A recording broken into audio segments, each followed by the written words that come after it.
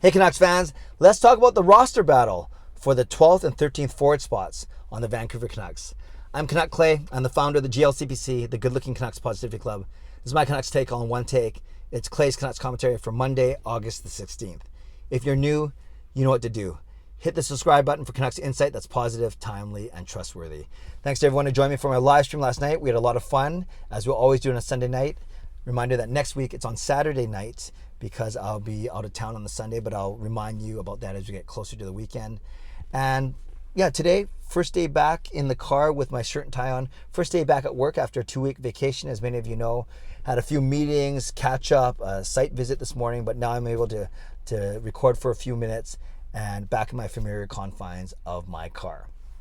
Before I get into this roster battle, I want to do a quick update to the question of how much money do we have to sign Pettersson and Hughes? The number you need to know now with Jason Dickinson signing over the weekend is $16 million. Technically $16.2 million, but let's work with $16 million. You're saying, well, Clay, how come Cap Friendly says the Canucks have only $10.6 million left? That's because they have 4 players listed that won't start the season with the team, and they're missing Michael Furlan and Vasily Podkolzin, who will make the team. So let me walk through the numbers real quick, and then we'll get into this chat about the roster battle. Cap Friendly says $10.6 million, but that includes Phil Giuseppe. I should learn how to say that. Phil Giuseppe. That includes Justin Dowling. That includes Justin Bailey, all making $750,000. And let's take one of Juolevi, Rathbone, and Hunt. Let's be the most conservative and take, let's take Juolevi. So those 4 guys all make $750,000. 750 times 4 is $3 million. So let's add $3 million to that 10.6. Now we're at $13.6 million. You also have to take away Vasily Podkolzin, who they don't have listed yet, but will make the team. He's $925, so 13.6 becomes 12.7.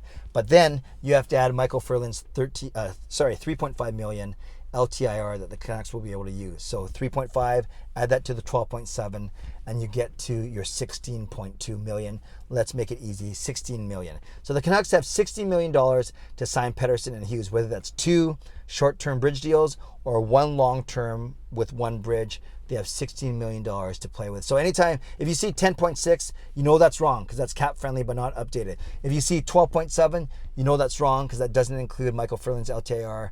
For all intents and purposes, there's paper transactions that have to go through, but think of 16 million as the Canucks' remaining cap space.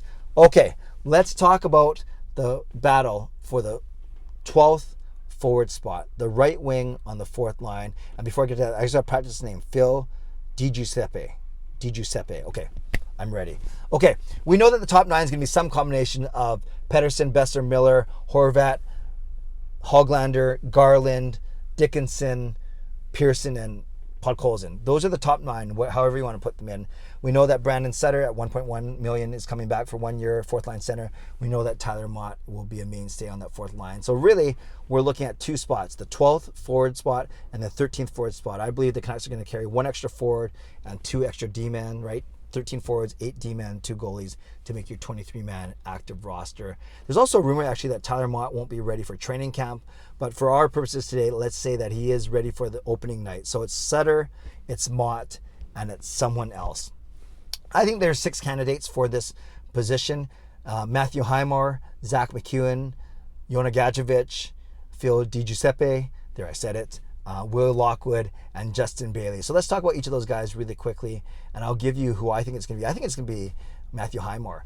The Canucks traded for Matthew Highmore in the Adam Gaudette trade. Highmore came over with basically 2 years on his deal remaining, well, the end of last year, and then 1 more year. And the thing with Highmore is when he came over, he was the best of all the late season additions, right? He was better than Boyd, VC, and Harlock. That's why those 3 guys are gone, but Highmore is still here, probably also because he has a 1 year left on his deal. But he was able to play on the 3rd line, scored a few goals, and he was able to play on the penalty kill, which is big. In fact, I saw a stat in Chris Faber's Canucks Army mailbag this morning that said since COVID, it was JT Miller and then Matthew Highmore who had the most penalty killing minutes post-COVID. I'm not sure that's because Tyler Motte didn't play. That doesn't make sense to me. But I think going forward, it'll be Sutter and Motte, and then Dickinson and likely Highmore as your penalty killers. You can use Miller or Pearson as well. But really, that's what gives them a leg up to me.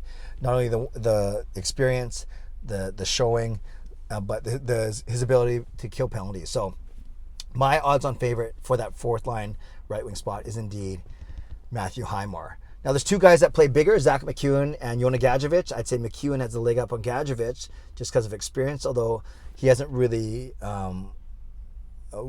outright won a spot under Travis Green. MacEwen, not the fastest, same with Gadjovich actually, not the fastest skater.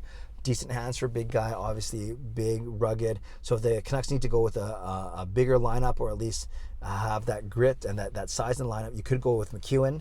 And then I think Gadjovich will start in Abbotsford for sure. There's also Justin Bailey, who does well in the AHL, never seems to translate well to the NHL, but maybe he's going to get a shot after his off-season shoulder surgery. We'll see. And there's Will Lockwood, who impressed in his one game, but I think he's still 1 or 2 years away, although Canucks fans are intrigued by his size. I mean, his size and his speed and his determination and his hard work. So Lockwood could be a gamer, but maybe in a couple years. And then there's Phil Giuseppe, who came from the Rangers, had actually decent analytics, but I'm not sure if he's going to be able to beat out Matthew Highmore for the 12th spot, at least a starting spot. So let's go with Matthew Highmore as my pick to have that fourth line right wing spot alongside Sutter and Motte. And I think the 13th forward will be one of either Zack MacEwen or Phil Giuseppe. Now, Canucks could carry 14 forwards and only 7 defensemen, but I just have a feeling it's going to be 13 forwards and 8 D-men. So let's go with, if I had to pick, let's go with Highmore and then Zack MacEwen. And that means that Giuseppe, that means that Bailey, that means that Lockwood, and that means that Gadjovich will be starting the season on the farm in Abbotsford. So there's also guys like Nick Patan and others. So there's going to be a battle for sure, and that's going to be an interesting battle to keep our eye on during training camp and preseason games, especially if Tyler Motte, for whatever reason, cannot go. But that would be a big loss to the team. So Canucks fans, let me know, presuming that you agree with me on the top 11, right, the top 9 plus Sutter and Motte, who would be your pick to fill that 12th roster spot, and even go one further and give me your 13th forward as well. So I'm going with Matthew Highmore as number 12, and then Zack MacEwen as number 13. Leave your comment down below. Tell me who your next man up is. The 12th forward and the next man up as the 13th forward. So give me 2 names in the comments as to who you think might start this season with the Vancouver Canucks. Shout out to my Hall of Fame members, Jens95, Sim Alexander, Justin Credible, Nucks fan number 29, Lucas Gates, Chris Seifert, Adam Broomfield, Shea Family Channel, Shannon Hollingworth, and Andrew Chang. Thanks for your support as always. And thanks to the support of all members of all levels. You are listed in my video descriptions. If you want to become a member of the CCC Crew, press the join button underneath this or any of my videos, or on the memberships tab on my YouTube channel. And once again, thanks to everyone I met over the weekend in Victoria and or Duncan and or Nanaimo. Great catching up with a lot of you Canucks fans, and I appreciate your support, whether it's on Twitter or on YouTube. For today, comment down below. Give me 2 names of forwards. Who's going to be the 12th forward and who's going to be the 13th forward? My choices, Highmore and MacEwen. Subscribe if you'd like to. Like this video if you'd like to. Become a member of the channel if you'd like to. Leave a comment if you'd like to. Stay safe, stay healthy. Take care of yourselves and take care of each other. Have a great day. God bless, and go Canucks go.